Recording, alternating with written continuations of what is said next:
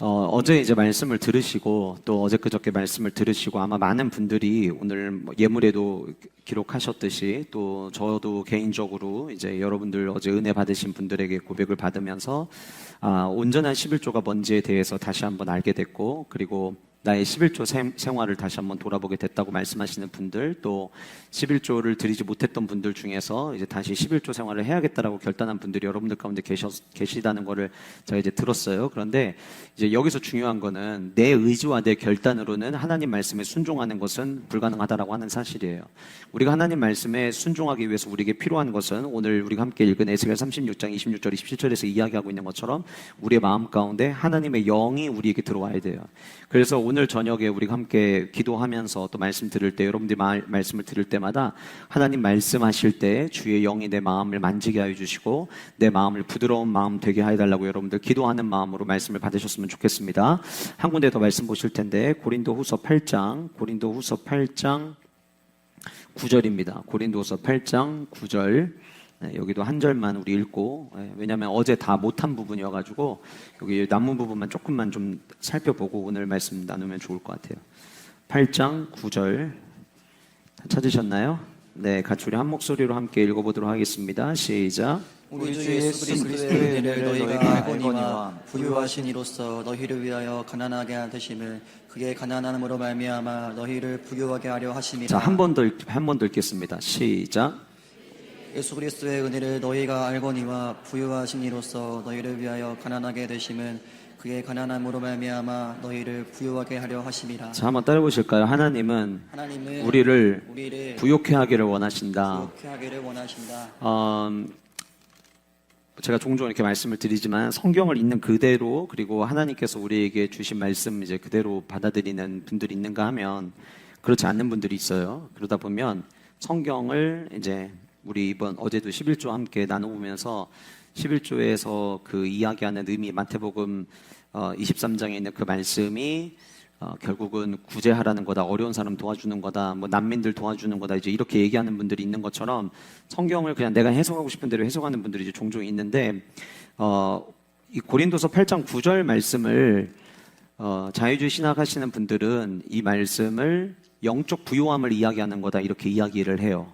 왜냐하면 오늘 본문에 우리 주 예수 그리스도의 은혜를 너희가 알거니와 부요하신 이로써 너희를 위하여 가난하게 되심은 그의 가난함으로 말미암아 너희를 부요하게 하려 하심이라. 그래서 여기서 말하는 이 부요함이 우리의 삶 가운데 그 주어지는 물질적 부요함이나 번영의 부요함이 아니라 여기서 말하는 부요함은 영적 부요함이다, 이렇게 이야기하는 분들이 있는데, 그 주장이 틀린 이유는 고린도후서 8장과 9장 전체가 다 물질 이야기입니다.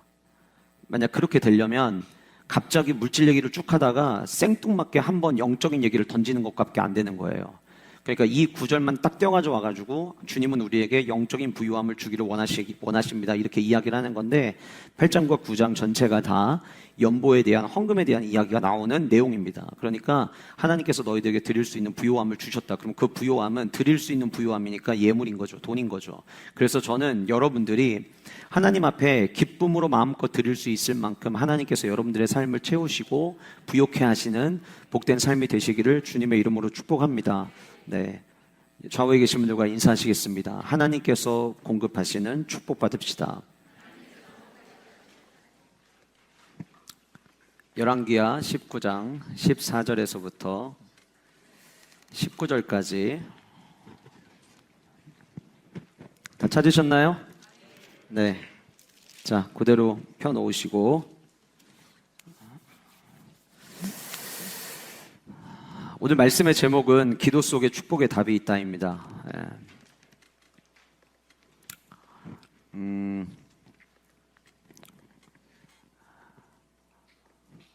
본래는 오늘 저녁에 어제 이제 온전한 11조에 대해서 나누고, 11조와 모든 예물에 있어서 하나님 앞에 드릴 때 우리가 기억해야 될 것들을 사실 오늘 저녁에 이어서 말씀을 드리려고 했는데, 어제 집회 끝나고 제가 이제 집에 가서 이틀 동안 집회한 거를 다시 한번 생각을 하고, 그리고 이제 기도하는 가운데 오늘 저녁에는 좀 뭔가 돌파할 수 있는 시간이 있으면 좋겠다라고 하는 마음을 주셔서 기도하면서 본문을 좀 바꾸게 됐어요.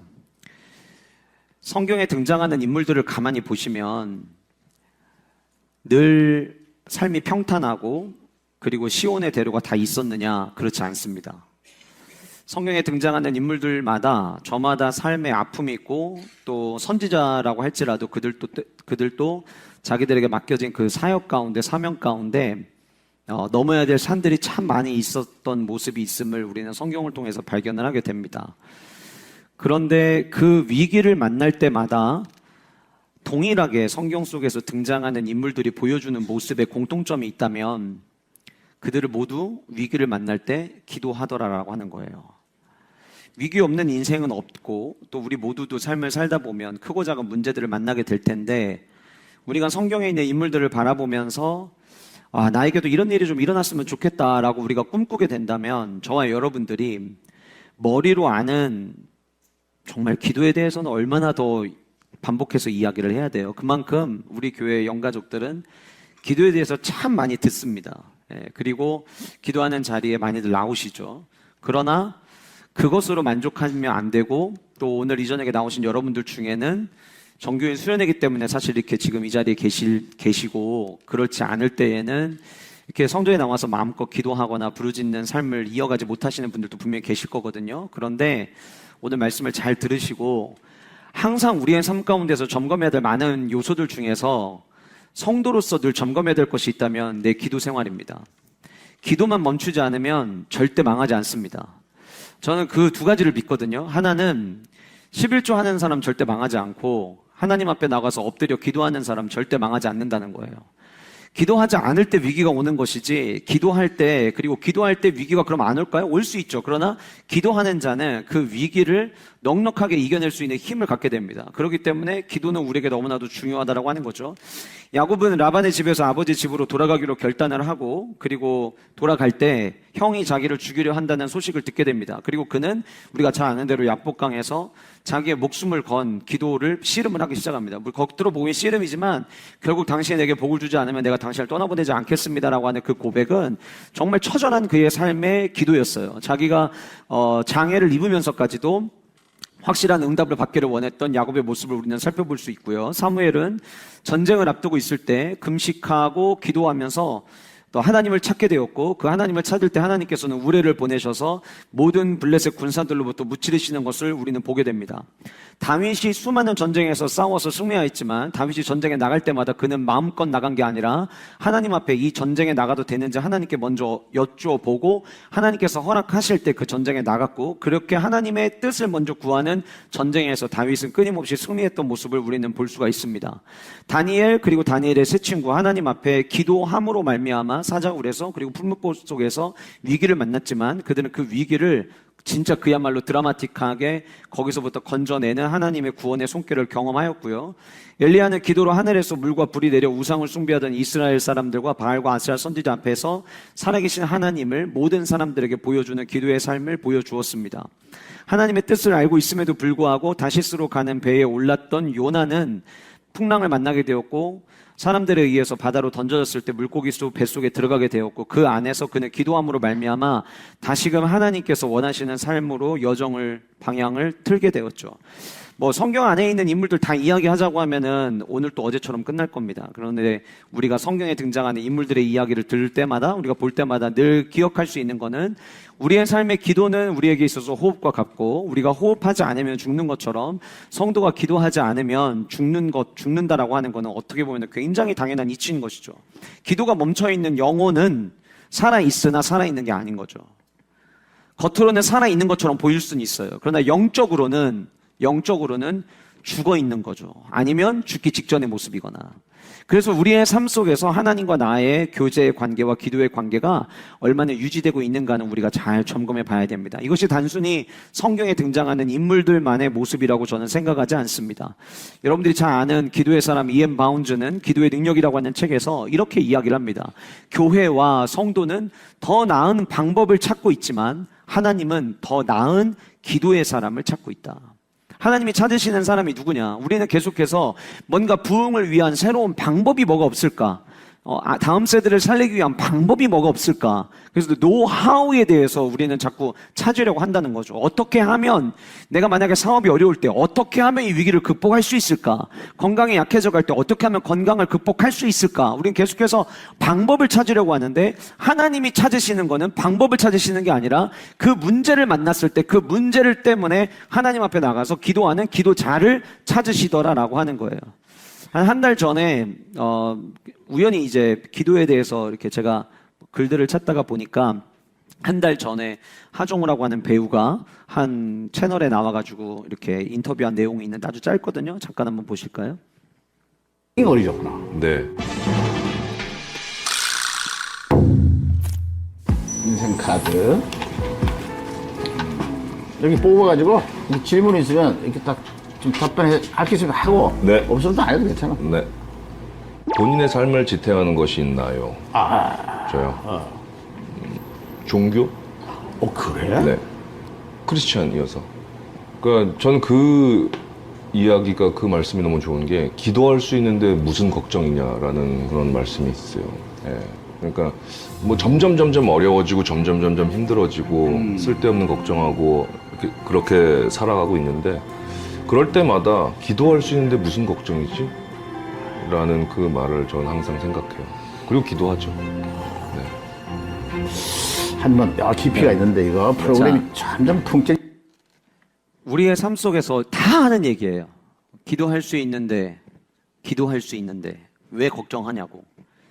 근데 중요한 거는 기도할 수 있는데 왜 걱정하냐는 말을 아는 게 중요한 게 아니라 마이크 소리 좀 잡아줘봐요. 소리가 작아요 지금. 이렇게 되면 이제 내가 또 뒤에 또 막 흥분하게 되니까.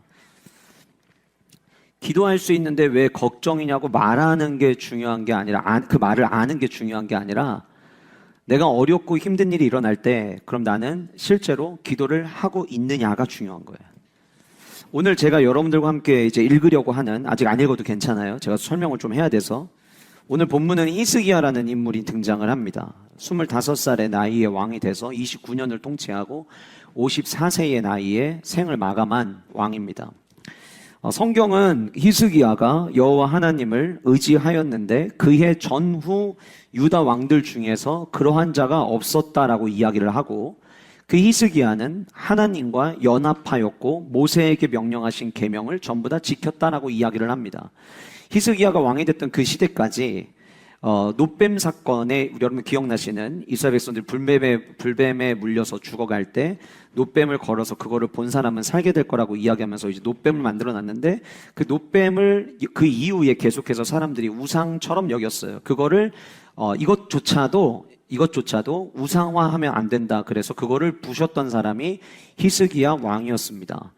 그래서 여호와께서 그와 늘 함께 하시고 그가 어디로 가든지 형통하였다라고 이야기를 해요. 그러면서 이 형통하는 과정 속에서 히스기야 왕이 그 전까지는 유다의 왕들이 북쪽에 있는 나라 중에서 가장 강대국이었던 아수르라고 하는 이 나라에 조공을 바쳐왔는데 우리가 하나님을 믿는 백성인데 하나님이 우리와 함께 하시는데 오히려 성경에는 그가 여호와께 연합하였다라고 이야기하거든요. 이걸 신약에서 이야기하면 예수 그리스도께 접붙인 삶을 살았던 거예요. 내가 주님과 연합한 삶을 살아가는데 그러면서 내가 아수르에게 조공을 바친다라고 하는 건 이건 말이 안 된다. 그래서 히스기야가 조공 바치던 거를 전부 다 끊어버립니다. 이제 그러는 동안 아수르는 북이스라엘의 사마리아를 침공하고 사마리아를 먼저 전부 다 에워쌌다가 결국 사마리아를 침공하게 되고 그리고 난 다음에 계속해서 아래로 내려오면서 남유다의 견고한 성읍들을 하나씩 차지하기 시작을 해요. 성경에는 열왕기하 18장 13절 요 앞에는 나오지 않지만 나중에 이제 뒤에서 이야기하는 내용을 봤을 때 이 본문 속에서 보이지는 않지만 히스기야 왕이 하나님과 연합하여서 지내다가 아수르가 계속해서 공격에 내려오니까 어떤 방법으로 어떤 도움을 요청했는지는 모르겠지만 애굽의 도움을 받기를 원했던 것 같아요. 그래서 계속해서 이 예루살렘 모든 성읍은 다 무찌르고 예루살렘까지 전부 다 포위를 해오니까 그때 유다 왕 히스기야가 아수르 왕 사네립에게 편지를 보냅니다. 편지를 보내서 혹시라도 내가 잘못한 게 있다면 쉽게 말하면 좀 용서해 주세요, 봐주세요라고 이제 편지를 쓰게 돼요. 그리고 나서 그 아수르 왕이 만약에 정말 네가 그렇게 하기를 원한다면 은 300달란트와 금 30달란트를 나한테 줘라라고 이야기를 하니까 히스기야가 여호와의 성전과 왕궁 곳간에 있는 은을 다 주고 유다 왕 히스기야가 성전의 문에 있는 금 그리고 자기가 모든 기둥에 입힌 금을 전부 다 벗겨서 아수르 왕에게 줍니다. 자, 하나님을 참 그렇게 신뢰하고 하나님과 연합하였던 그였지만 삶 가운데 막 위기가 몰려오니까 이 상황을 극복해야겠다라고 하는 생각, 사람의 방법으로 이 상황을 극복해야겠다는 생각으로 그 사네립에게 그가 요구하는 거를 전부 다 줬던 거예요. 아수르 왕에게. 그리고 났는데도 이 아수르 왕이 그거를 받았으면 거기서 끝나야 되는데 끝나지를 않고 계속해서 협박을 하기 시작을 합니다. 열왕기하 18장 19절 말씀 보시면 랍사게가 그들에게 이르되, 랍사게는 이제 아수르 왕의 밑에서 일하는 이제 그 군인으로 생각하시면 돼요. 랍사게가 그들에게 이르되 너희는 히스기야에게 말하다 대왕 아수르의 왕의 말씀이 내가 의뢰하는 이 의뢰가 뭐냐. 이게 아주 쉽게 이야기하면 무슨 얘기냐면 야, 너 도대체 뭘 믿고 그렇게 까부는 거야? 이렇게 얘기한 거예요. 그리고 20절에 가서 이렇게 이야기를 합니다. 내가 보기에는 너는 싸울 만한 전술도 없고 군사력도 없고 입으로만 막 전쟁할 수 있다고 너는 생각하는 거냐? 도대체 넌 누굴 믿고 나에게 반격하려고 하느냐? 제가 좀 쉽게 번역을 해서 읽어드린 거예요. 그리고 난 다음에 21절에 이렇게 이야기합니다. 이제 내가 너를 위하여 저 상한 갈대 지팡이, 거기 밑줄 치세요. 애굽을 의뢰하도다. 그러니까 지금 어떤 방법으로 다가가고 어떤 방법으로 접근했는지는 모르겠지만 지금 히스기야가 이 아수르 군대가 쳐들어온다는 이야기를 듣고 그냥 가만히 있지 않고 애굽의 도움을 요청했던 것 같아요. 이게 이제 애굽의 요청을 한 거다, 혹은 어떤 학자들은 요청한 것으로 오해한 거다라고 보는데 저는 애굽의 요청한 것으로 봅니다. 이유는 그 뒤에서 제가 조금 이따 말씀을 드릴게요. 자, 애굽이라고 하는 단어가 나왔는데 이 애굽은 이스라엘 백성들이 애굽에서 출애굽하고 난 이후에 하나님께서 이스라엘 백성들에게 애굽은 바라보지도 말라고 명령하셨어요. 왜냐하면 이스라엘 백성들, 하나님의 백성이 속박과 고통을 받았던 장소였기 때문에 이스라엘 백성들에게 그 애굽을 바라보지도 말고 방향을 틀지도 말라고 말씀을 해 주셨어요. 그런데 웬일인지 그 앞에서 그렇게 여호와 하나님과 연합하던 히스기야가 애굽의 도움을 요청하고 있다라고 하는 거예요. 여러분, 이 히스기야의 모습을 보면서 저와 여러분들 어느 누구도 나는 히스기야 같지 않을 거야 라고 말할 수 있는 사람은 저는 아무도 없다고 생각을 합니다. 정말 사방이 다 막혀오고 지금 예루살렘이라고 하는 이 위치가 성지순례 가보시면 약간 높은 도성에 돼 있거든요. 그래서 다른 성읍들은 전부 다 점령을 하고 예루살렘으로 전부 다 포위망을 좁혀서 왔지만 이미 예루살렘은 도간에 든 쥐와 같은 상황이었어요. 전부 다 아수르 군대가 포위하고 있는 상태였어요. 그러니까 나가지도 못하고 들어올 수도 없는 그런 상황에 처하면 어느 누구도 여기서부터 벗어날 수 있는 방법이 무엇일까를 생각을 할 때 사람의 힘으로 할 수 있는 방법을 저는 생각할 수 있다고 생각을 합니다. 그게 인간의 연약한 모습이지 않을까라고 생각이 되어져요.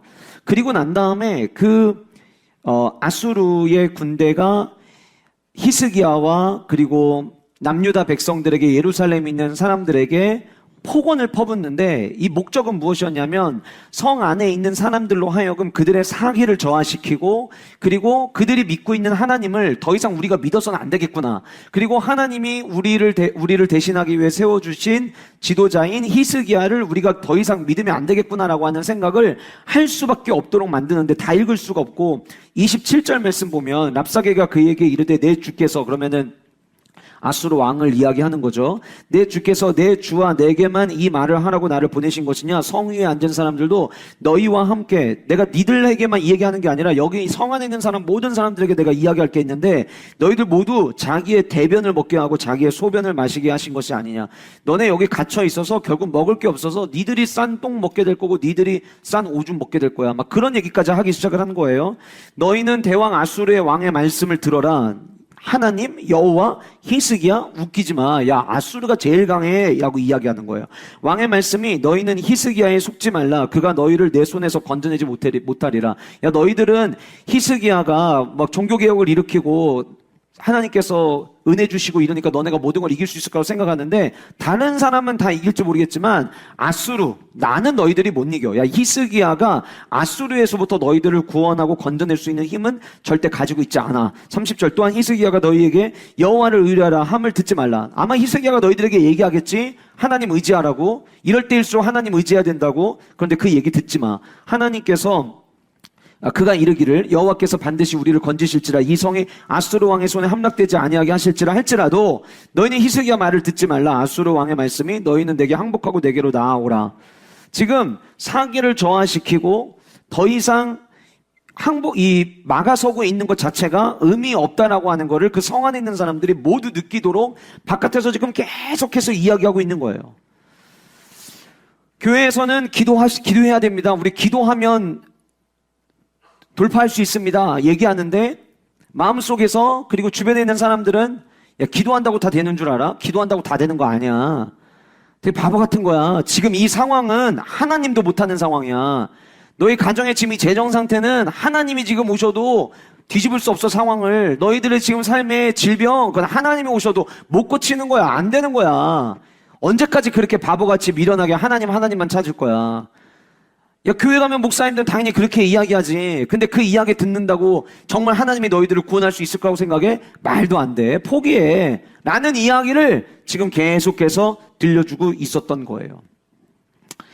이 이야기가 지금 계속 이제 모든 예루살렘 성 안에 있는 사람들에게 들려오고, 그러니까 히스기야는 자기의 사신들을 협상하기 위해서 보냈는데 협상은커녕 오히려 협상도 아무것도 안 됐고 은하고 금 다 갖다 줘서 협상이 될 줄 알았는데 이거 갖다 준 거는 그대로 먹고 그리고 난 다음에 오히려 협박만 더 커지고 이제는 나에게만 협박하는 게 아니라 모든 예루살렘 안에 있는 이스라엘 백성들이 전부 다 듣도록 협박을 하니까 19장에 보세요. 히스기야 왕이 듣고 그 옷을 찢고 굵은 배를 두르고 그리고 난 다음에 이제 오늘 이 19장에서부터 히스기야가 먼저는 이사야 선지자에게 기도해달라고 요청하는 장면부터 시작해서 기도의 스토리가 등장을 해요. 제가 오늘 말씀의 타이틀을 기도에 축복의 담이 있다라고 정했지만 부제를 꼭 정한다면 저는 오늘 제목을 역전의 기도라고 정하고 싶어요. 한번 따라보실까요? 역전의 기도. 히스기야는 역전의 기도를 경험한 사람인데요. 오늘 저와 여러분들이 읽을 이 19장에서부터 20장에 이르기까지 한 번도 아니고 두 차례나 역전을 경험하는 놀라운 모습을 삶 속에서 보여줍니다. 여러분들 가운데에도 지금 내가 있는 상황이 두렵고 떨리고 내 생각과 내 힘으로는 뭘 아무리 돌파를 하려고 해도 돌파가 되지 않는 상황이어서 히스기야처럼 진짜 내가 이렇게 기도만 하고 있어도 되는 건가? 진짜 기도만 한다고 해서 답이 나오는 걸까? 이런 의문과 또 궁금증을 갖고 있는 분들이 여러분들 가운데 계실지도 모르겠어요. 그러나 여전히 기도가 답입니다. 아멘을 이렇게 4분의 1밖에 안 할 줄은 몰랐어요. 여전히 기도가 답입니다. 누가 뭐라고 해도 어차피 하나님은 하나님 뜻대로 하실 건데 왜 멍청하게 가서 기도하냐고 옆에서 떠들어도 여전히 기도가 답입니다. 하나님이 세상을 움직이시는 방법은 돈으로 하시는 것이 아니라 힘 있는 몇몇 사람들을 통해 일하시는 것이 아니라 하나님이 만약에 하나님의 일을 행하신다면 그 일을 행하시는 이유는 반드시 한 가지, 기도를 시작으로 일하기 시작하신다는 사실이에요. 여러분들 가운데 어떤 염려가 있으십니까? 여러분들이 뛰어넘어야 될 산이 무엇입니까? 여러분들이 돌파해야 될 여러분들의 장애물은 무엇입니까? 그것이 가난일 수도 있고요, 질병일 수도 있고요, 어떠한 삶의 사업의 문제일 수도 있고 다양한 문제들을 여러분들이 가지고 계실 수 있어요. 혹은 진짜 나는 꿈만 정확히 알면은 미친 듯이 공부할 수 있는데 그 꿈이 뭔지 몰랐고 공부할 맛이 안 난다고 이야기하는 친구들의 어떻게 보면 진짜 답답한 마음의 소리일 수도 있어요. 그러나 언제까지 고민만 하고 언제까지 염려만 하고 있겠습니까? 정말 내게 주어진 은혜를 알기를 원한다면 내가 뛰어넘기를 원하고 내가 돌파하기를 원하고 내 비전이 뭔지를 알기를 원한다면 매일마다 주님 앞에 나와 엎드리고 기도하는 모습이 우리에게 필요할 것이고, 경제적인 문제 때문에 괴로워하시고 계시다면 괴로워만 하는 게 아니라 주님 앞에 나와서 처절하게 주님을 부르짖으며 찾는 그 기도의 모습이 지금 우리에게 필요한 모습이 아니겠느냐라고 하는 거예요. 19장 1절에 히스기야 왕이 사신들을 보내는데 되돌려 오는 소리가 씨알도 먹히지 않고 오히려 더 거친 협박만 듣고 왔습니다라는 이야기를 듣고 났을 때 히스기야가 보였던 모습은 그 옷을 찢고, 옷을 찢었다는 것은 온 마음을 다하여 내가 지금 슬픔 가운데 빠져 있음을 표현했던 거였어요. 옷을 찢고 여기 굵은 베옷을 입었다고 했는데, 제가 아까 앞에서 말씀드렸죠. 어떤 학자는 애굽에게 도움을 구하는 것처럼 아수르가 오해했던 것이다 라고 이야기하는 사람들도 있지만, 그것을 오해로 보는 것이 아니라 실제로 애굽에게 도움을 구하기 위해서 보이지 않게 뒤로 몇몇 사람들을 통해서 사이드로 도움을 요청했을 것이다 라고 보는 것이 더 의미 있게, 또 의미 있는 해석이라고 보는 이유는, 오늘 본문의 히스기야 왕이 옷을 찢고 그 다음 굵은 베옷을 줄었다는 거예요. 굵은 베옷을 들었다는 것은 뭐냐면 자기가 선택한 행동에 대하여 회개하는 것을 회개하겠습니다라고 하는 결단의 모습이에요. 그러면은 지금 오늘 본문 속에서 앞에서 회개할 만한 일들이 뭐가 있을까? 전 두 가지라고 생각을 합니다. 하나는 성전에 있는 기물들을 갖다 바친 것, 그리고 애굽의 도움을 찾으려고 했던 거. 역전의 기도가 무엇이냐? 첫 번째로 애굽이 아닌 하나님을 의지하는 기도가 역전하는 기도라고 하는 거예요. 여러분, 우리의 삶에 문제를 만나잖아요. 그러면 그 분야에 혹은 그 상황 속에서 내게 실질적인 도움을 줄 수 있는 우리는 애굽을 찾습니다. 아수르와 견주어서 나는 싸우지 못하지만 대신 싸워줄 수 있는 사람을 우리는 찾는 거죠. 도움을 요청하는 거죠. SOS를 치는 거죠. 그러나 오늘 본문 속에 등장하는 히스기야는 이사야에게 기도해 주기를 요청을 합니다. 3절 말씀 보면 이렇게 나와요. 그들이 이사야에게 이르되 히스기야의 말씀이 오늘은 환난과, 자, 이게 무슨 얘기냐면 1절에서 여호와의 전에 들어갔죠. 왕궁의 책임자니 엘리야긴과 서기관 셈나와 제사장 중 장로들에게 굵은 배를 돌려서 아모스 아들 선지자 이사야에게로 보냈어요. 그들이 이사야에게 이르러서 히스기야의 말씀이 선지자한테 가서 이렇게 전해달라고 합니다. 뭐라고 전해줬냐면, 오늘은 환난과 징벌과 모욕의 날이라 아이를 낳을 때가 되었으나 해산할 힘이 없도다. 여러분, 아이를 베고 있어요. 아이를 낳기만 하면 돼요. 그런데 아이를 낳을 힘이 없다. 하나님이 모든 걸 다 하신 것 같은데 마지막 낳을 힘이 없다. 지금 하나님이 주신 은혜들을 다 맛보고 있으면서도 이 마지막 하나를 이루지 못하고 있는 자신의 그 처절한 형편 가운데 자기가 놓여졌음을 지금 히스기야는 이사야 선지자에게 전하고 있는 거예요. 여러분, 어쩌면 오늘 이 저녁에 오신 여러분들 가운데 이 히스기야의 고백이 여러분들의 고백처럼 들리는 분들이 계실 수도 있다고 저는 생각을 합니다. 환난과 징벌과 모욕의 날, 아이를 낳을 때는 되었는데 낳을 힘이 없는 상태.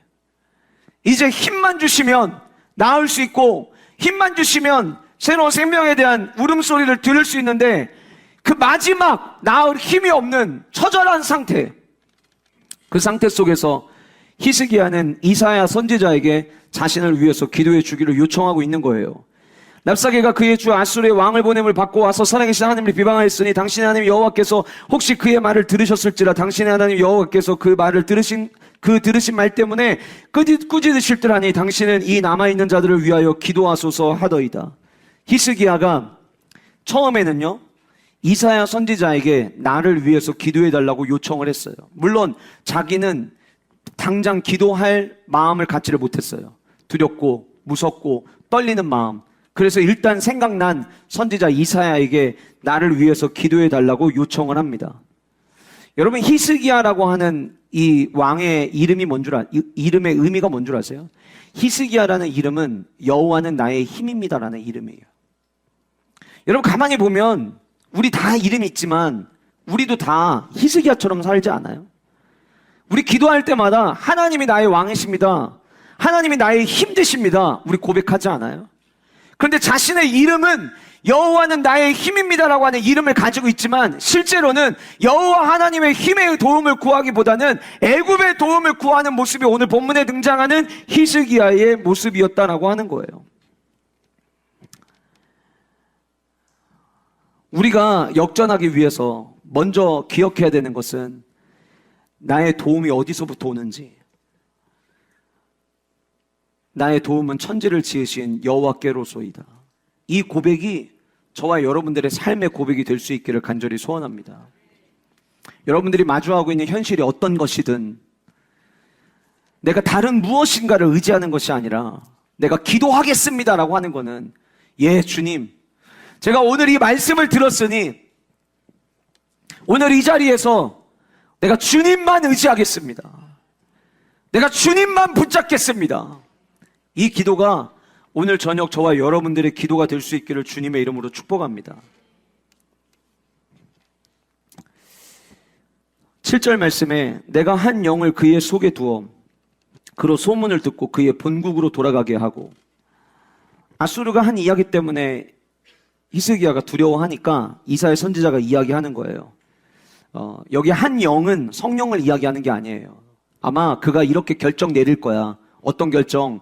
그의 속에 한 생각이 들 텐데 어떤 소문을 듣게 될 거고, 그가 지금 너희들을 공격하기 위해서 예루살렘을 포위하고 있는 그 군사들을 데리고 자기 나라로 데리고 가게 될 거야. 그리고 자기 나라로 데리고 가면 거기서 자기들의 칼로 죽게 될 거야 라고 하는 이야기를 들려줘요. 그리고 난 다음에 8절 말씀 보면 랍사게가 돌아가다가 아수르 왕이 이미 라기스에서 떠났다함을 듣고 림나로 가서 아수르 왕을 만났으니 왕이 거기서 림나와 싸우는 중이더라. 아수르 왕은 구스왕 디르하라가 당신과 싸우고자 나왔다 함을 듣고 다시 히스기야에게 사자를 보내며 이르되 너희는 유대 왕 히스기야에게 이같이 말하여 이르기를 내가 믿는 내 하나님이 예루살렘을 아수르 왕의 손에 넘기지 아니하겠다는 말에 속지 말라. 무슨 얘기냐면 이집트에서 진군해 오던 군대를 상대하기 위해서 아수르가 라기스에서 림나로 지금 이동했다는 소식을 듣고 예루살렘을 포위하고 있었는데, 예루살렘을 포위하고 있으면 안 될 것 같은 상황을 맞이하는 거예요. 지금 이제 구스가 온다는 이야기를 듣고, 쉽게 말하면 얘네들은, 아수르는 지금 예루살렘을 공격하려고 하는데 이 틈을 타서 구스가 아수르를 공격하려는 이야기를 듣고, 야 그러면 잠깐 얘네들 이대로 놔두고 예루살렘 그대로 놔두고 얘네 먼저 싸우고자 이렇게 된 거예요. 그래서 포위하고 있던 자리에서 전부 다 이동을 한 거예요. 근데 이동을 하면서도 예루살렘에 있는 사람들에게 지금 큰 소리 치면서 협박하는 내용이 10절, 11절, 12절, 13절의 내용인 거예요. 그 내용을 떠나면서도 히스기야에게 이 얘기 좀 전해라. 그리고 전해준 내용이 네가 믿는 네 하나님 하나님이 예루살렘을 아수르 왕의 손에 넘기지 아니하겠다는 말에 속지 말라. 아수르의 여러 왕이 여러 나라에 행한 바 진멸한 일을 내가 들었나니 나만이 아니라 우리 선조부터 아수르 나라는 늘 강했고 그 아수르 강한 나라가 여러 나라를 다 진멸한 거 네가 아마 들었을 텐데 네가 근데 어떻게 우리를 아수르 손에서 구원할 수 있겠냐? 내 조상들이 멸하신 여러 민족 곧 고산과 하난과 레셉과 들라살에 있는 에덴 족속을 그 나라들의 신들이 건졌느냐? 우리가 갔던 그 나라들도 다 자기들을 지키는 신들이 있다고 했는데 그 신들이 지키는 나라 나 하나도 못 봤다. 그 얘기를 하는 거예요. 그러면서 13절 하마드 왕과 아르바드 왕과 스발와임 성의 왕과 헤나와 아와의 왕들이 다 어디 있느냐?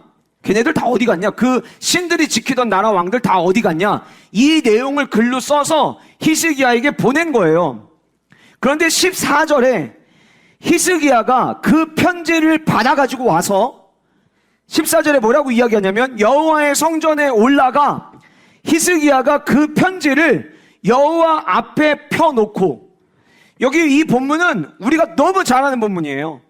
편지에 써있는 내용 가지고 와서 여호와 앞에 펴놨다. 우리가 다 잘 아는 본문이에요. 근데 여러분 잘 보세요. 첫 번째 역전의 기도는 애굽이 아닌 하나님을 의지하는 기도라면, 오늘 여러분들이 제가 오늘 본문 중에서 가장 중요하게 여기는 역전의 기도의 가장 중요한 포인트는 뭐냐면 내 문제를 하나님의 문제로 바꿔버리는 기도가 역전의 기도라는 거예요. 자, 굉장히 중요합니다. 두 번째예요, 이게. 이제부터는 내 문제가 아니라 내가 가지고 있는 문제를 하나님의 문제로 바꾸는 기도. 이게 히스기야가 했던 역전의 기도였어요.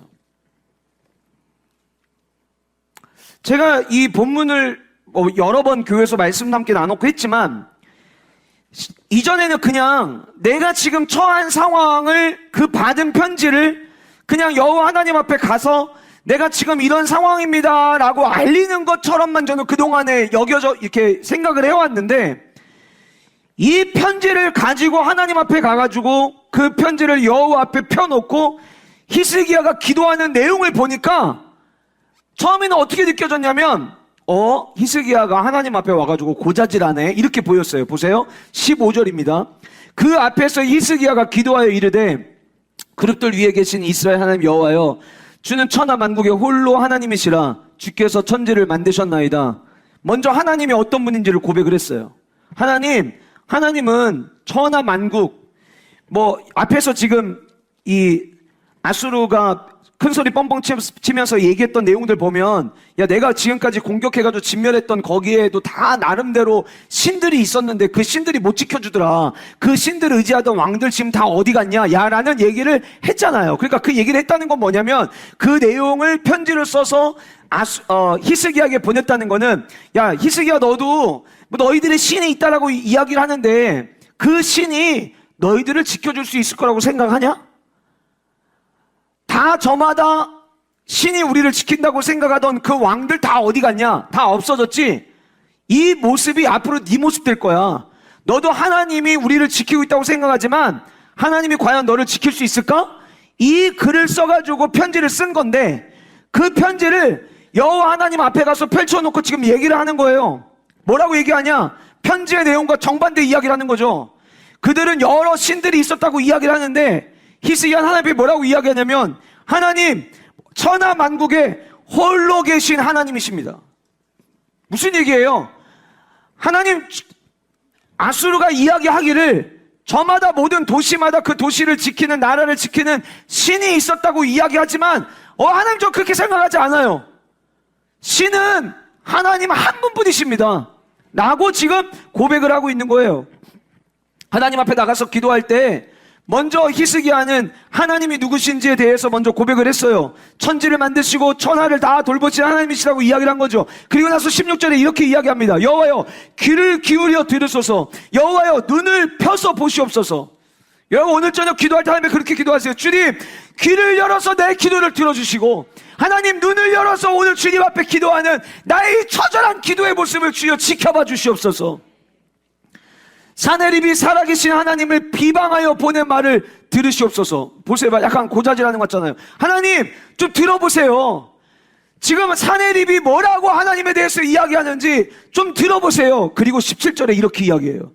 여호와여, 아수르 여러 왕이 과연 여러 민족과 그들의 땅을 황폐하게 하고 또 그들의 신들을 불에 던져 싸우니 이는 그들의 신이 아니요 사람의 손으로 만든 것 곧 나무와 돌 뿐임으로 멸하였나이다. 하나님, 저는 그 신이라고 생각하지 않습니다. 그 전부 다 사람들 자기들 손으로 만든 거지 그게 어떻게 신입니까? 모든 신은 다 가짜요. 하나님 한 분만 유일하신 하나님이라고 하는 거를 계속해서 고백을 하는 거예요. 그리고 19절에 이야기합니다. 우리 하나님 여호와여, 원하건대 이제 우리를 그의 손에서 구원하옵소서. 그리하시면 천하 만국이 주 여호와가 홀로 하나님이신 줄 알리이다.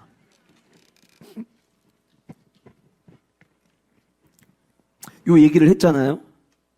그 이야기를 딱 끝나자마자 20절, 아모스의 아들 이사야가 히스기야에게 보내 이르되, 이스라엘 하나님 여호와의 말씀이 네가 아수르 왕 사느립 때문에 하나님 나에게 기도하는 것을 내가 들었도다 하셨나이다. 이 기도하는 거를 하나님이 들었다라고 이사야를 통해서 말씀해 주셨어요. 그리고 나서 22절에 굉장히 중요한 내용이 나옵니다. 같이 읽겠습니다. 시작. 누구를 꾸짖었으며 비방하였느냐? 누구를 향하여 소리를 높였으며 눈을 높이 떴느냐? 이스라엘의 거룩한 자에게 그리하였도다. 23절. 내가 사자들을 통하여 주를 비방하여 이르기를 내가 많은 병거를 거느리고 여러 산 꼭대기에 올라가며 레바논 깊은 곳에 이르러 높은 백향목과 아름다운 잣나무를 베고 내가 그 가장 먼 곳에 들어가며 그의 동산의 무성한 수풀에 이르리라. 조는 분 한 분 계십니다. 깨워주세요.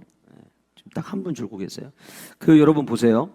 지금 21절에서부터 28절까지의 이야기가 무슨 이야기냐면 여호와 하나님께서 아수르 왕에게 하는 이야기예요. 그러니까 내가 다 여기저기 나라 가봤는데 거기 다 신이 있었는데 신들이 뭐 자기 지켜준다고 하는데 다 못 지켰는데 그 신이 있다고 주장하던 그 왕들 지금 다 어디 갔는 줄 아냐? 너도 신이 있다며. 너는 어떻게 될 것 같냐? 이렇게 협박했던 그 아수르의 왕에게 지금 이사야 선지자를 통해서 여호와 하나님께서 아수르 왕에게 지금 하신 이야기가 21절부터인데 22절과 23절 우리가 함께 읽은 22절과 23절의 말씀에 보면 아수르에게 하나님 이렇게 말씀하시는 거예요. 네가 누구를 꾸짖었고 네가 누구를 비방하였느냐. 자, 질문이에요. 아수르는 누구를 비방했죠? 누구를 꾸짖고 누구에게 협박을 했죠? 그렇죠. 히스기야에게 했죠. 그리고 예루살렘에 있는 유다 백성들에게 얘기를 했죠. 그죠? 누구를 향하여 소리를 높였느냐? 누구를 향해 소리를 높였죠? 예루살렘 성 안에 있는 사람들을 향해 소리를 높였죠. 그죠? 그죠? 이스라엘의 거룩한 자에게 그리하였도다. 자, 그러면 분명히 아수르는 이스라엘 백성들을 향해서 했거든요. 그런데 지금 하나님은 뭐라고 얘기하고 있냐면 누구에게 했는 줄 아냐? 이스라엘의 거룩한 자에게 그리하였다.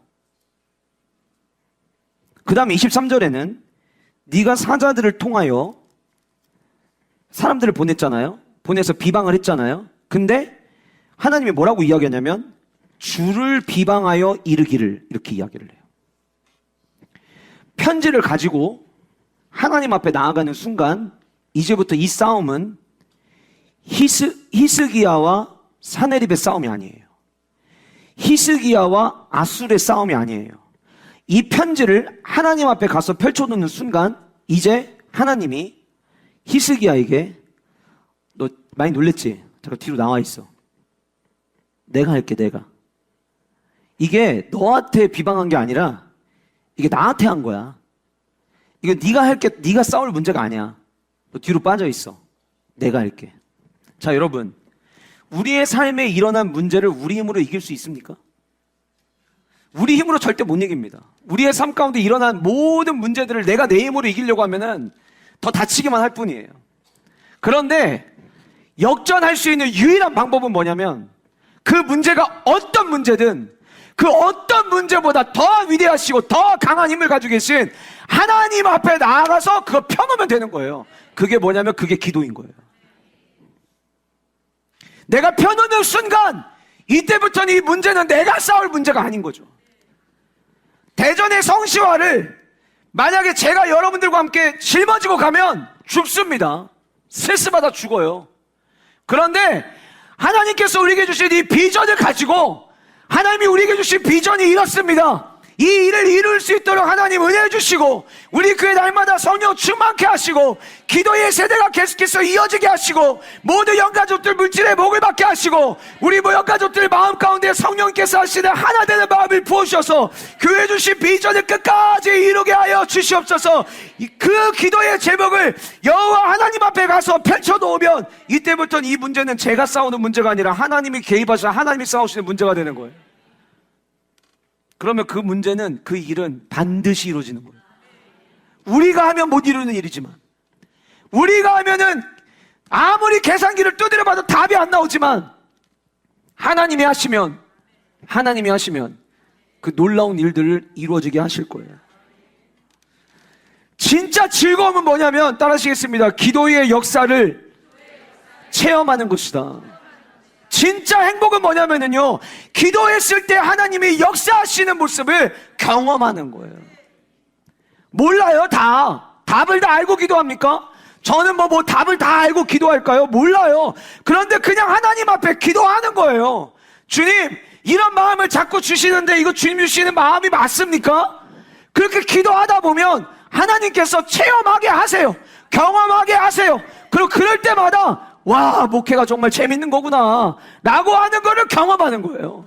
목회가 재밌어서 재밌는 게 아니라, 사역이 재밌어서 재밌는 게 아니라, 사역의 길을 걸어갈 때마다 하나님의 일하심과 하나님의 역사하심을 보게 하시기 때문에 내가 주님 앞에 엎드리는 것이 즐거운 내 삶의 기억이 되는 거죠. 저는 여러분들이 기도를 싸움으로 말미암아 여러분 기도의 시간이 늘어나면 기도의 응답은 당연히 늘어날 수밖에 없습니다. 그 기도의 응답들이 여러분들의 삶 가운데 쌓이고 쌓임으로 말미암아 하나님의 역사를 체험하는 즐거움이 여러분들의 삶 가운데 더 가득 채워지는 은혜의 주인공들 되시기를 주님의 이름으로 축복합니다. 다 읽을 수 없지만 그 뒤에 보시면 27절, 내 거처와 내 출입과 내가 내게 향한 분노를 내가 다 안다. 분명히 아수르는 히스기야를 향해서 분노를 표현했던 거예요. 그런데 하나님이 뭐라고 이야기하냐면 네가 나에게 행한 분노를 내가 다 알고 있다. 여러분 뒤에서 히스기야는 얼마나 이 상황이 재밌었을까요? 내가 지금부터 싸울 일이 아닌 거예요. 이게 어느 순간부터 이 모든 게 아수르와 남유다의 싸움이 아니라 아수르와 하나님의 싸움이 돼버린 거예요. 아수르는 끊임없이 예루살렘을 향해 그들이 두려워할 수밖에 없도록 말을 떠들었는데 그 모든 떠들었던 말이 예루살렘 남유다를 향해 떠들었던 말이 된 것이 아니라 살아역사하시는 하나님을 향해서. 그럼 여러분 잘 보세요. 내가 하나님 앞에 나가 엎드려 기도하면 하나님이 여러분들의 기도를 들으시고 하나님의 기도를 들으신 그 하나님께서 여러분들의 삶의 문제 가운데 내려오셔서 개입하셔서 간섭하셔서 일하기 시작하시면 우리의 삶에 놀라운 역사들이 펼쳐지는 거예요. 내 힘으로 하려고 하지 마세요. 그러니 여러분 기도는 쉬면 안 되는 거예요. 정말 안타까울 때가 뭔 줄 아세요 여러분? 삶의 문제가 있어요. 경제적인 문제가 있어요. 그리고 우리가 함께 우리 가끔 이제 제자훈련 하는 제자훈련생들도 다 저마다 삶의 문제들 있으면 같이 기도합시다. 그리고 기도해요. 근데 중요한 게 뭐냐면 같이 기도 제목 나누는 게 중요한 게 아니라 나도 내 문제를 가지고 그렇게 씨름하며 지금 기도하고 있느냐가 중요한 거죠.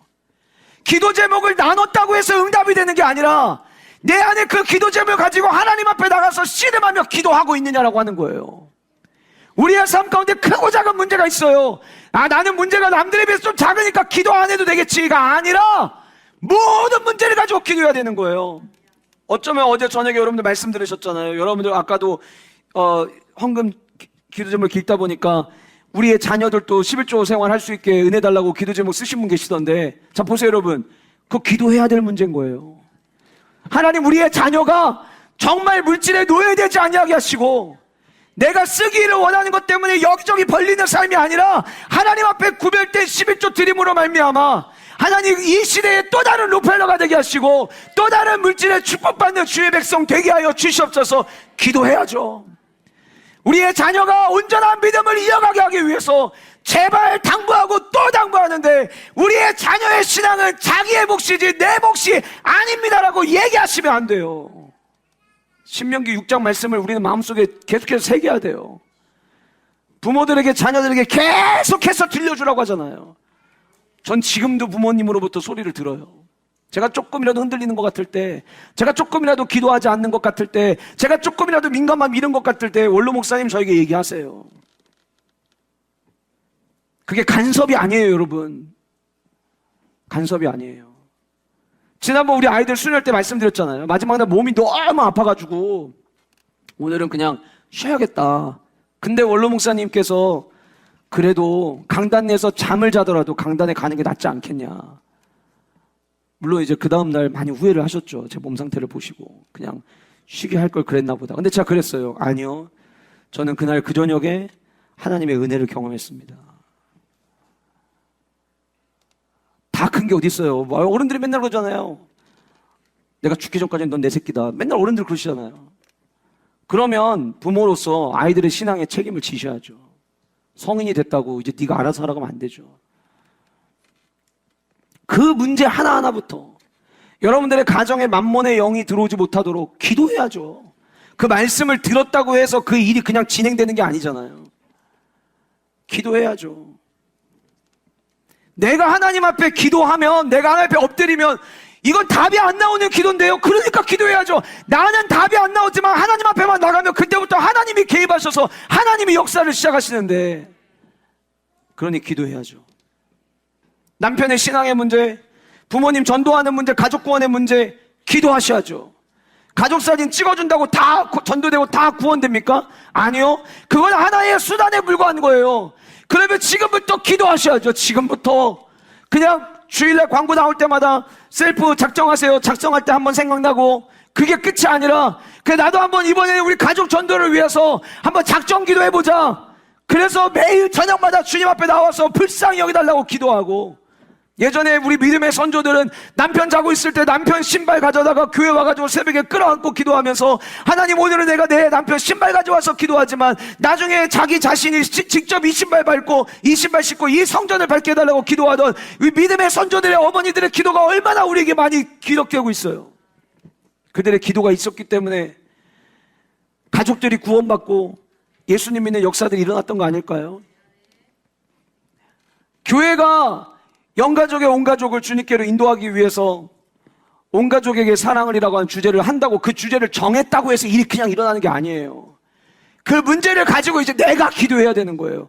역전하는 기도는 내 문제가 이제는 내 문제가 아니라 하나님의 문제가 되는 기도예요. 주님 앞에 나와서 펴놓으세요. 주님 앞에 나와서 아뢰세요.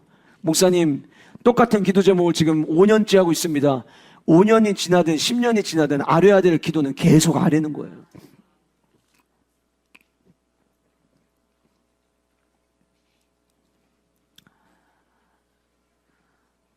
오늘 말씀에 우리 하나님 여호와여 19장 19절에 우리 하나님 여호와여 원하건대 이제 우리를 그의 손에서 구원하옵소서. 그리하시면 천하만국이 주 여호와가 홀로 하나님이신 줄 알리이다. 히스기야가 기도했던 거는 하나님 내 일 요거 하나, 내 일을 통해서 하나님만이 유일하신 하나님이라는 걸 좀 알게 해주세요. 가족들이 아직 믿지 않아요. 하나님 제 기도, 이 기도 하나 좀 들어주셔서 아직 주님이 살아계신 하나님이라는 걸 믿지 못하고 있는 우리 가족들이 이번 이 기도의 응답을 통해 하나님이 살아계신 하나님이라는 것을 발견하게 해주세요. 하나님 우리 자녀들이 내가 진짜 끝까지 의지해야 될 것은 하나님 한 분밖에 없다라고 하는 것을 이번 우리 가정에 있는 이 문제 해결되는 걸 통해서 하나님 알게 해주세요. 기도하는 은혜가 우리 모두에게 있기를 원합니다.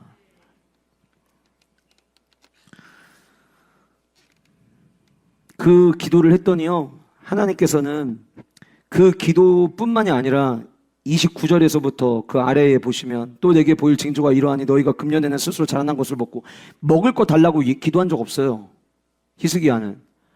그런데 하나님께서 자신의 문제를 하나님 앞에 가지고 나와 하나님께 이제 이거 주님 제 문제가 아니라 하나님 문제입니다라고 이야기했던 그 히스기야의 모습을 하나님이 너무 기쁘게 보신 거예요.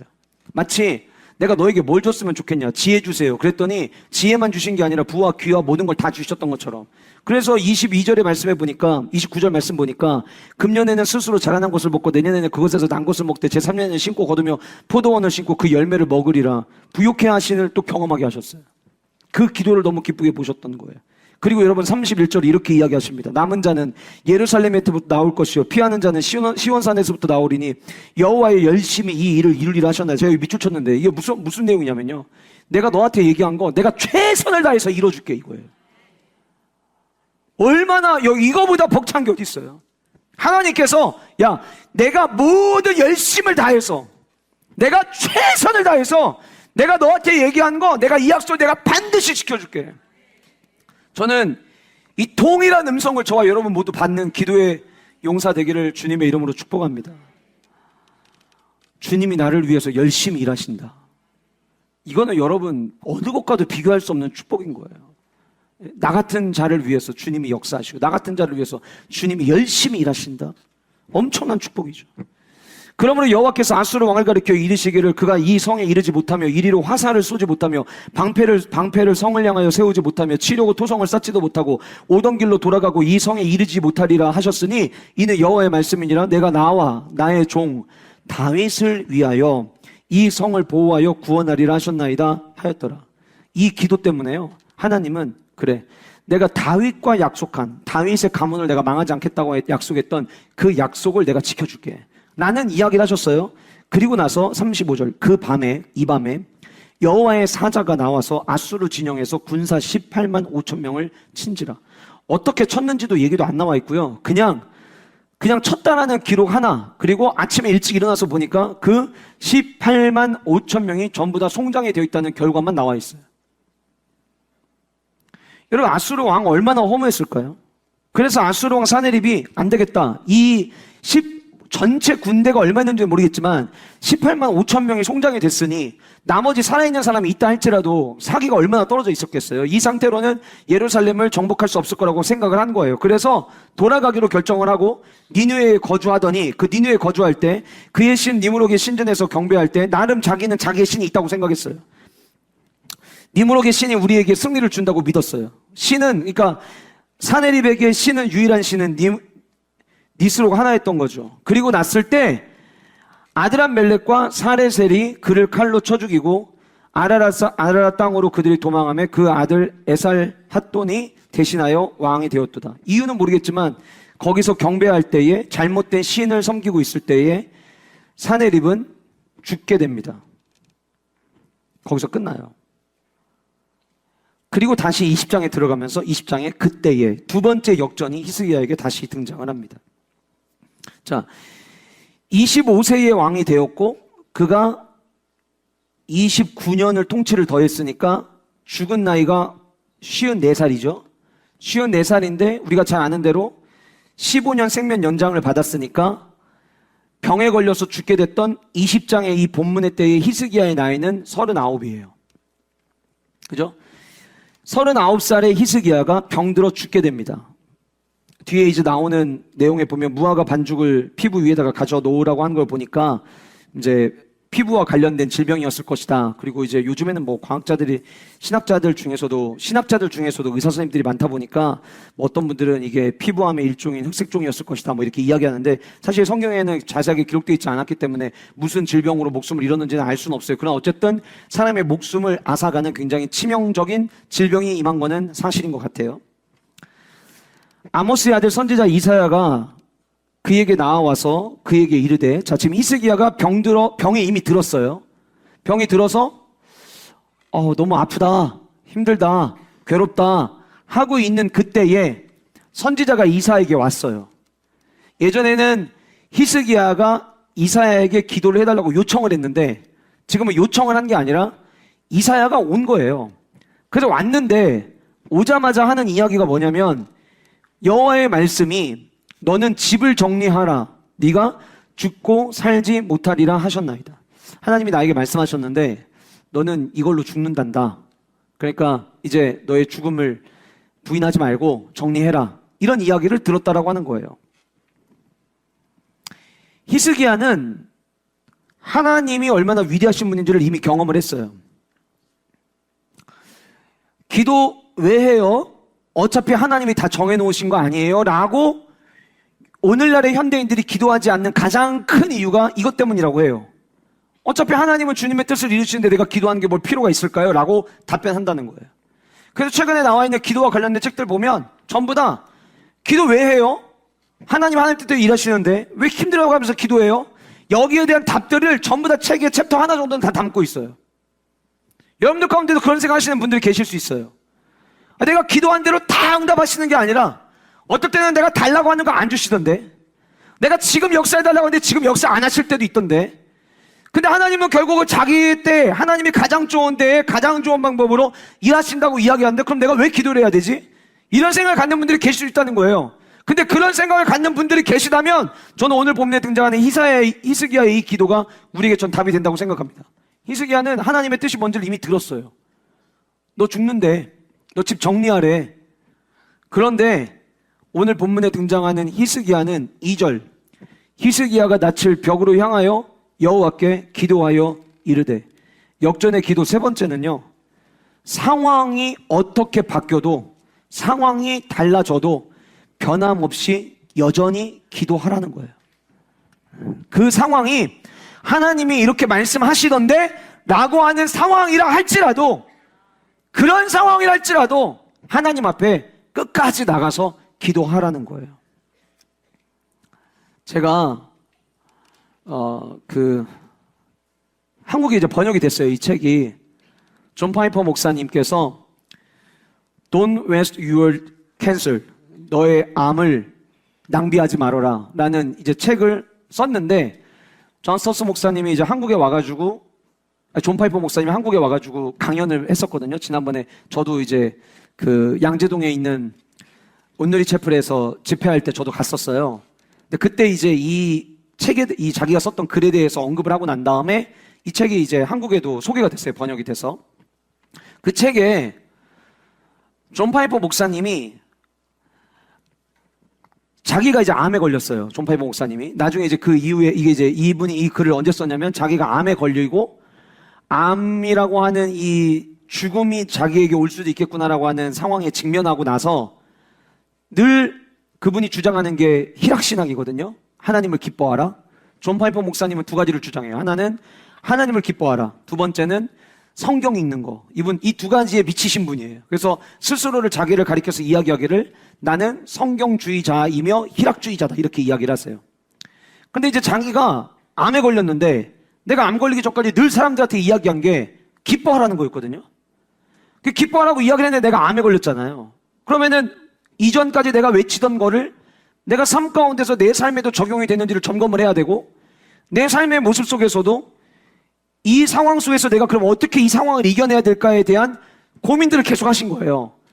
죽을 수도 있겠구나라고 하는 걸 전제하면서 그 암이 치료되는 과정 가운데 자기가 생각했던 내용들을 정리한 거예요. 정리하면서 얘기한 게 뭐냐면, 내게 암이 왔을 때 나만 암 걸리는 게 아니라 암 걸리는 사람들 많이 있는데, 근데 저는 제가 왜 여러분들에게 이 얘기를 하냐면, 제가 그때 이제 이 이야기를 듣고 오늘 이 말씀을 준비하면서 지금 오늘 본문에 히스기야가 병들어 죽게 됐다고 했는데 그 병명은 정확히 뭔지 모르겠지만 목숨을 위협하는 지금 질병인 것만은 사실이거든요. 근데 우리가 삶 가운데 질병, 암과 같은 질병만 오는 게 아니라 내 상황을 직접적으로 영향을 미칠 수 있는 이런 질병의 육체적인 암뿐만이 아니라 사업에 어려움을 겪게 하는 암과 같은 존재들이 일어날 수도 있고 다양한 암들이 있을 수 있다는 거예요. 그런데 존 파이퍼 목사님은 이 암이 자기가 암에 걸리고 암과 싸우는 시간을 쭉 통과를 하면서 이 암 걸렸을 때 시간을 낭비하면 안 되겠구나. 이 암 걸린 것도 그냥 치료받는다고 치료에만 집중할 게 아니라 이 시간도 낭비하면 안 되겠구나. 그러면서 낭비하지 않는 방법, 낭비하지 않기 위해서 우리가 해야 되는 거 10가지를 그 책 안에 정리를 해놨어요. 그 첫 번째가 뭐냐면, 당신이 그것을 당신을 위해, 여기서 그것이라고 하는 건 암을 얘기하는 거예요. 그래서 여러분들이 이렇게 생각하시면 돼요.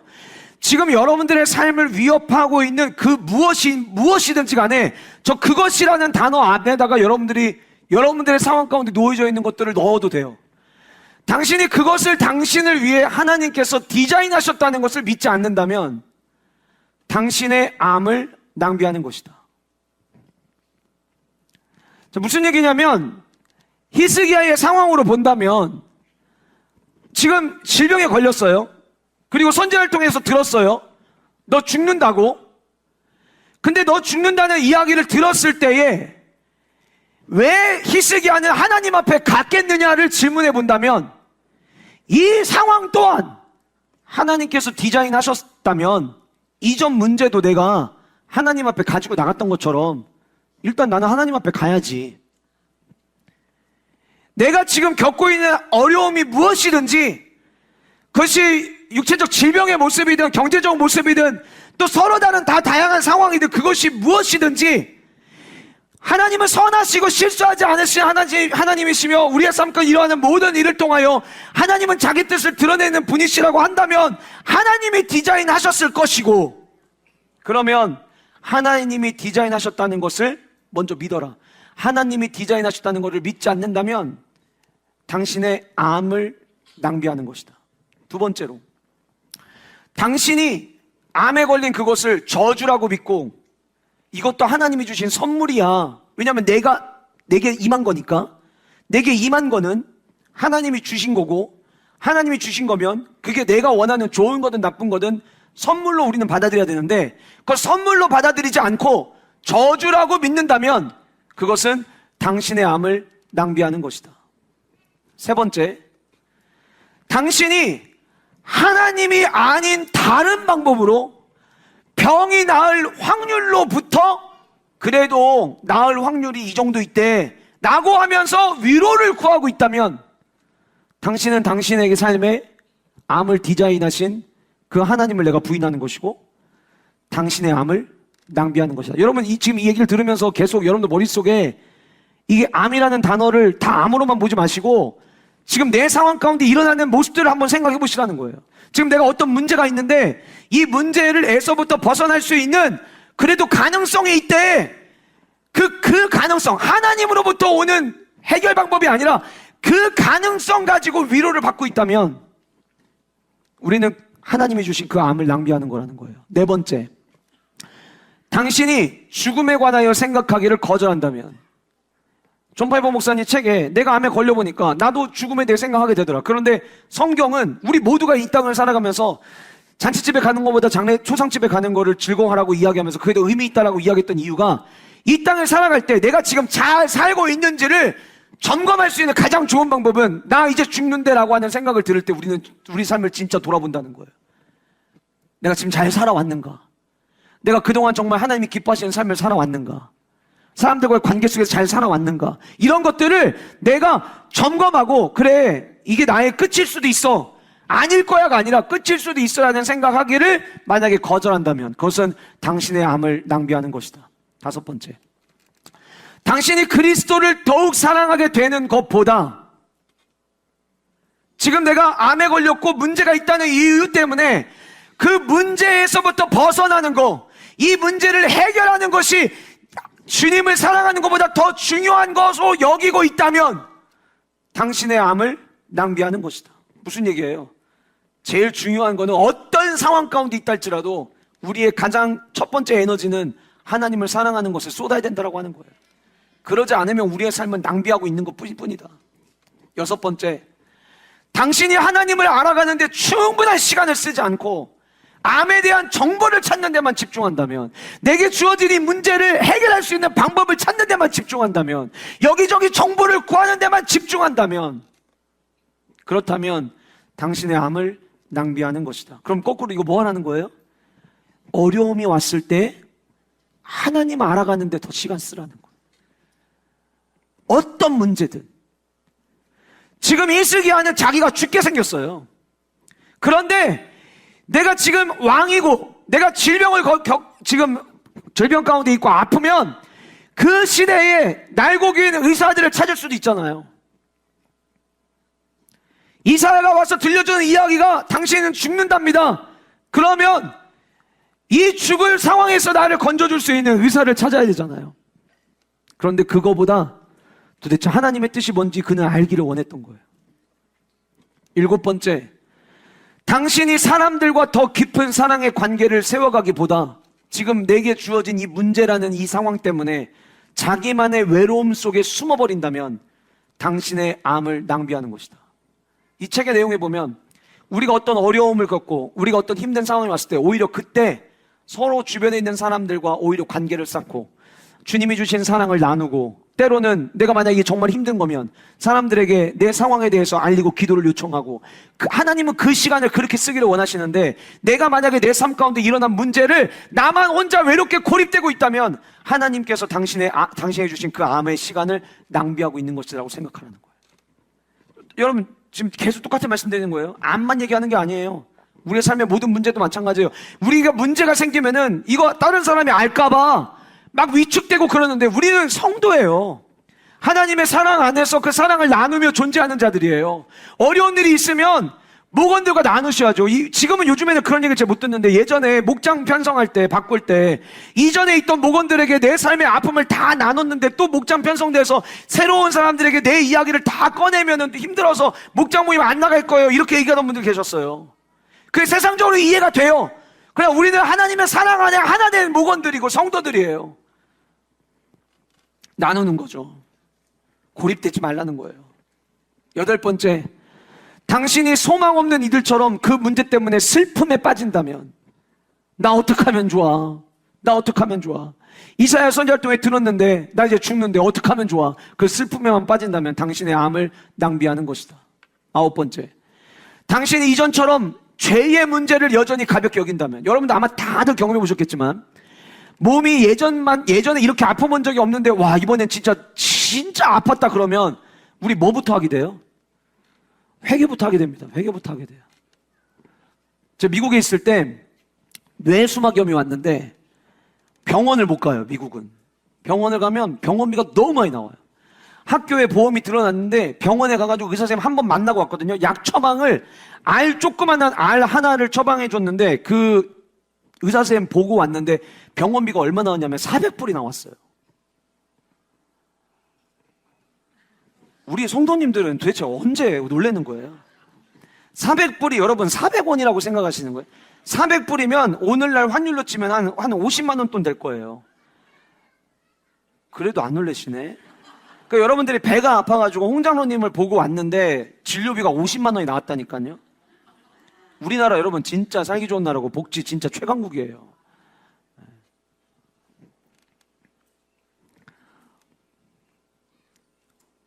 뇌수막염이 와가지고 영재가 미국 집들은 이 밑에 바닥이 콘크리트가 아니라 나무거든요. 나무. 영재가 방에서 걸어 다니는데 이 걸어 다니는 것 때문에 뇌가 다 움직이는 것 같아요. 어떤 느낌이냐면 뇌가 이 뼈 사이가 다 움직이는 게 느껴지는, 막 토하고. 그래서 같이 공부하는 분이 저를 태워서 병원을 가는데 병원을 가는 동안 한 1km마다 차를 세웠어요. 오바이트 아니라고. 남의 차에다 오바이트 할 수 없잖아요. 그 병원 가가지고 의사님 만났거든요. 만나면은 뭐 주사라도 놔주고 이럴 줄 알았는데 CVS 가가지고 약 받아가래요. CVS가 이제 약국이에요, 약국. 거기서 약 받으러. 그래서 이제 저는 약 받으러 가라고 해가지고 약국 이제 제가 대신 안 가고, 대신 저 못 가고 그 같이 공부하는 분이 가서 또 약을 받아주셨어요. 받아줬는데 우리 한국에서는 약 받으면 막 내야 돼서 이렇게 들어있잖아요. 그러니까 그 정도 주겠거니 생각을 하고서는 빨리 그거라도 먹고서는 어떻게 회복을 해봐야겠다 생각했는데 진짜 손톱만한 이 조그만한 알약 하나 들어있어요, 하나. 제가 이거 제 거 맞냐고. 맞대요. 보니까 이강민 써있어, 이름에. 그 한 알. 그리고 나니까 그때 막 온갖 잘못한 게 다 생각나요, 막. 당신이 어떤 문제가 겪었을 때 죄의 문제를 그 상황 속에서도 가볍게 여긴다면 그거는 당신의 암을 낭비하는 것이다. 어떤 문제가 있으면 내가 하나님 앞에 회개해야 될 건 없는지. 오늘 희식이가 그랬잖아요. 붉은 베옷을 입은 것처럼. 내가 하나님 앞에 뭐 회개할 거 있는 건 아닌가? 만약에 내가 하나님의 것을 도적질해서 이러는 건 아닌가? 내가 여전히 하나님을 의지하지 못해서 일어나는 일은 아닌가? 내 모습을 돌아보라는 거예요. 그 기회로 삼으라는 거예요. 마지막 10번째. 당신이 이것을 그리스도의 진리와 영광을 증거할 기회로 삼지 않는다면, 희스기가 그랬잖아요, 아까. 이 일을 통해서, 아까 뭐라고 했어요? 우리 하나님 여호와의 원하건대 이제 우리를 그의 손에서 구원하옵소서. 그리하시면 천하만국이 주 여호와가 홀로 하나님이신 줄 알리이다. 그 일을 통하여 그리스도의 진리와 영광을 증거할 기회로 삼지 않는다면 당신의 암을 낭비하는 것이다. 제가 요거 이미지 그대로 전교인 단톡방에 올려드릴 테니까 다시 한번 생각해 보세요. 오늘 본문에 등장하는 히스기야는요, 질병 때문에 죽는다는 상황을 맞이했지만 거기서 끝나지 않았어요. 뭘까? 이걸 통해 하나님이 나에게 뭘 깨닫게 하기를 원하실까? 그리고 다시 하나님 앞에 나아가 낯을 벽으로 향하고 여호와께 기도하기를 시작합니다. 어떤 기도했을까요? 역전의 기도, 좀 아까 말했던 세 번째가 상황이 달라져도 기도는 변하면 안 된다고 말씀드렸잖아요. 역전의 기도, 마지막 네 번째는 주님을 더 섬기고 싶습니다의 고백이 담긴 기도를 하라는 거예요. 주님을 더 섬기길 원합니다 라고 하는 고백이 담긴 기도를 해라. 왜냐하면 오늘 본문에는 히스기야의 기도문이 더 나오질 않아요. 그냥 기도하면서 여호와여 구하오니 3절에 이렇게 이야기를 합니다. 내가 진실과 전심으로 주 앞에 행하며 주께서 보시기에 선하게 행한 것을 기억하옵소서 하고 히스기야가 심히 통곡하더라. 여기서 보니까 마치 히스기야가 내가 그동안 해온 것 좀 봐주세요. 그거 봐서라도 좀 해주세요. 이렇게 느껴지는데요. 여기 3절에서 핵심이 뭔 줄 아세요? 핵심은 밑줄 치세요. 주께서 보시기에 이거예요. 주께서 보시기에. 무슨 얘기냐? 역전의 기도 가운데 히스기야는 주님의 자비를 지금 구하는 거예요. 내가 다 끝났다고 하는데 그런데 주님 한 번만, 누구의 기도와 비슷해요? 두 눈 다 뽑혔던 삼손이 이번만 나로 좀 강하게 해주시면 안 될까요? 한 번 더 주님의 자비를 구하는 기도예요. 다 끝난 것 같았다고 끝난 게 아니에요. 여러분, 그때 우리가 해야 될 기도는 뭐냐면, 주님께서 좀 이 상황 좀 봐주세요. 그 기도예요. 주님의 자비를 구하는 기도예요. 그 주님의 자비를 구하는 기도를 하면서, 그 기도를 하고 나니까, 자, 밑에 뭐라고 이야기하냐면 5절에 너는 돌아가서 내 백성의 주권자 히스기야에게, 자, 히스기야를 이야기를 하는데 하나님이 이사야에게 뭐라고 얘기했냐면, 히스기야가 누구냐? 내 백성의 주권자. 유다 백성, 하나님의 백성들, 그 백성의 주권자로 내가 여전히 히스기야를 붙잡고 있다고 말씀하시는 거예요. 그러면서 뭐라고 이야기합니까? 왕의 조상 다윗의 하나님 여호와의 말씀이 내가 내 기도를 들었고 내 눈물을 보았노라. 가서 얘기해라. 내가 히스기야의 그 기도를 들었고 눈물을 봤다고 말해줘라. 그러니까 주님 앞에 나와서 죽는다는 얘기를 듣고 눈물 쏟으면서 기억한 거예요. 주님, 저 한 번만 좀 자비 좀 베풀어 주세요. 눈물을 흘리면서 기도한 거예요. 그 눈물을 봤어요. 그런데 이 똑같은 기도가 어디에 등장하냐면 이사야 38장에 등장을 합니다. 이사야 83장 한번 펴보실까요? 이것만 찾아보고 우리 기도하고 마치도록 할게요. 마치고 기도할게요. 이사야 38장 16절, 이사야 38장 16절, 우리 같이 함께 읽도록 하겠습니다. 이사야 38장 16절. 같이 읽어보실까요? 이사야 38장 16절. 같이 읽겠습니다. 시작.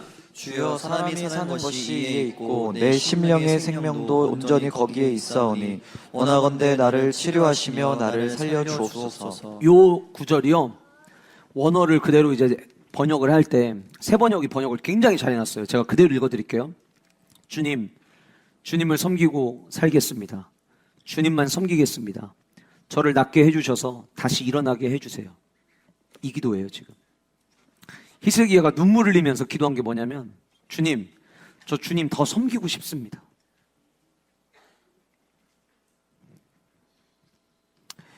우리는 하나님 복 주세요라고 할 때 내가 지금보다 더 많은 걸 누리고 싶고, 내가 내 육체의 쾌락을 쓰기 위해서 구하면 그 구하는 기도는 들어주지 않으신다고 성경에도 야고보서에도 기록되어 있잖아요.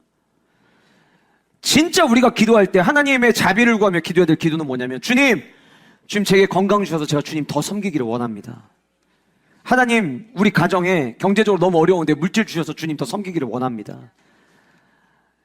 하나님을 내가 더 섬기기를 원할 때에 주님, 우리의 가정에, 우리의 삶에 주여 자비로 살펴주시옵소서. 기도하는 그 기도를 주님은 들으시고 보시더라라고 하는 거예요.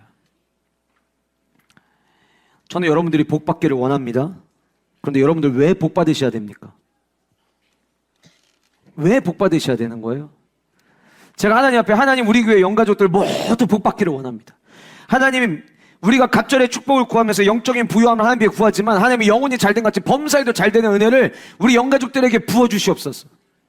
받아야 될 돈을 못 받고 있는 형제들의 기도 제목을 받으면서 하나님, 이 가정들 하나님 받아야 될 돈 빨리 받게 해주시고, 경제적인 물고 막혀있는 물고들이 하나님 터지게 하여 주옵소서. 주님이 묻는 거예요. 왜? 내가 왜 그렇게 해줘야 되는데? 내가 왜 네 기도 들어줘야 되는데? 하나님, 우리 교회 해야 될 일이 많습니다. 우리 교회 성도뿐만이 아니라 하나님 500명이 넘는 11조 하나 성도들 보내주셔서 하나님, 우리가 이 지역 가운데 해야 될 일, 많은 일, 선한 일, 구제하는 일, 돕는 일, 예수 그리스도의 십자가의 복음을 전하는 일, 대전의 성시안을 위한 일 마음껏 감당하게 하여 주옵소서. 주님이, 그건 네 기도 제목이고, 그건 네가 원하는 거고, 내가 왜 영가족들에게 복을 줘야 되는데? 물질의 복이 필요해서 물질의 복을 줬더니 나를 잊던데? 물질의 복을 줬더니 내가 열심히 일해서 이렇게 이룬 거라고 착각들 하던데? 내가 삶의 문제 해결해 줬더니 그 문제 있을 때는 그렇게 와서 날 찾다가 그 문제 해결되고 나니까 다시 자신들이 자기의 삶의 주인 되어서 주인 노릇 하던데? 내가 왜?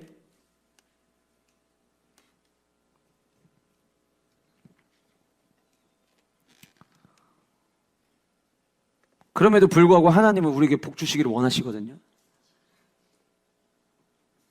그러니까 우리에게 주셨던 말씀, 어제 우리 함께 살펴봤던 말라기서의 말씀같이 똑같이 묻는 거죠.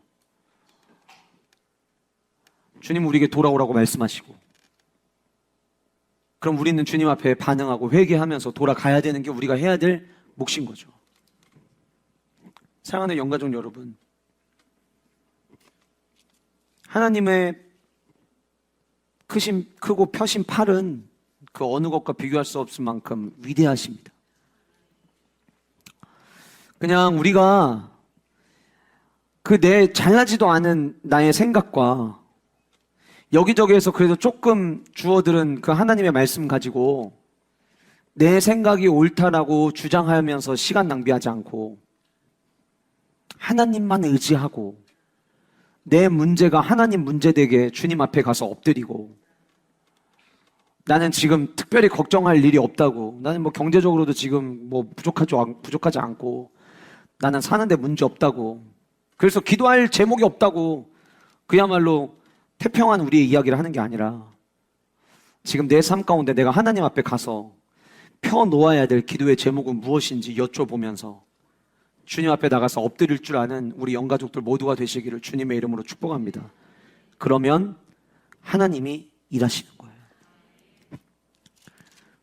주님, 저 주님을 더 섬기고 싶습니다 라고 기도했던 히스기야의 기도를 주님은 들으셨고 그에게 15년의 생명을 연장시키셨습니다.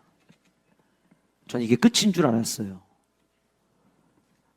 앞에서 계속 하나님은 다윗의 가문을 언급하셨어요. 다윗의 왕조에게 약속하셨거든요. 그걸 우리를 가리켜서 다윗 언약이라고 이야기를 합니다. 다윗의 왕실이 끊이지 않게 하겠다는. 그런데 가만히 보니까 히스기야가 병에 걸렸을 39살이 되던 이때에 히스기야에게는 아들이 없었습니다. 여기서 히스기야가 죽으면 다윗 왕조에 주셨던 다윗 언약은 끝나는 상황이었어요. 하나님이 15년 생명을 연장시키시고 이 사건이 있고 난 다음에 3년 뒤에 아들 므낫세를 주십니다. 하나님은 그 약속을 이루시기 위해서 히스기야의 기도를 기다리셨던 거예요. 하나님은 저와 여러분들에게 주신 그 약속을 이루시기 위해서 지금도 여러분들이 주님 앞에 나와 엎드려 기도하기를 기다리고 계십니다.